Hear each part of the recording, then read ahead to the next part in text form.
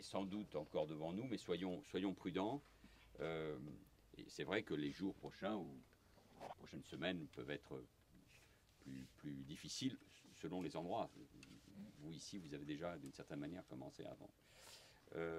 Le plan blanc, ça a été déjà dit, a été déclenché pour mobiliser tous les établissements de santé et assurer surtout, et c'est l'essentiel, une charge rapide des patients.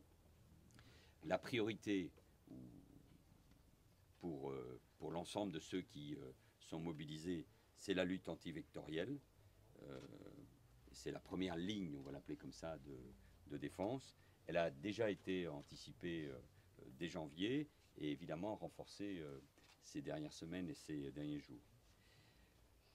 L'action de l'État, des services publics, passe aussi par une campagne de prévention et de sensibilisation auprès de la population. Le président de la République l'a d'ailleurs rappelé hier, le fait aussi aujourd'hui, et d'une certaine manière, avec une campagne de vaccination ciblée démarre donc aujourd'hui pour protéger les personnes a priori les plus fragiles. Il faut qu'on soit capable d'y répondre.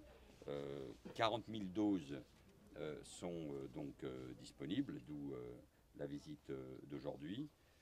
La situation est évidemment tendue, mais elle est sous contrôle. En tout cas, rappelez que le préfet de région a mobilisé 400 PEC, ces emplois aidés, pour la lutte anti-vectorielle. C'est important de le rappeler, et dans la réunion que je viens d'avoir avec l'ensemble des maires et des élus, nous serons attentifs dans le redéploiement des PEC. J'ai eu l'occasion d'annoncer 50 000 autres doses vont arriver d'ici la fin du mois d'avril.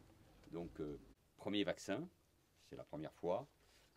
Il y en a un second qui est en cours d'agrément pour la fin du mois d'avril, dans le respect des procédures, je veux le rappeler, elles existent, elles sont sérieuses, et elles doivent permettre évidemment de faire face à ce défi, parce que c'est toujours un défi sanitaire. Voilà, je voulais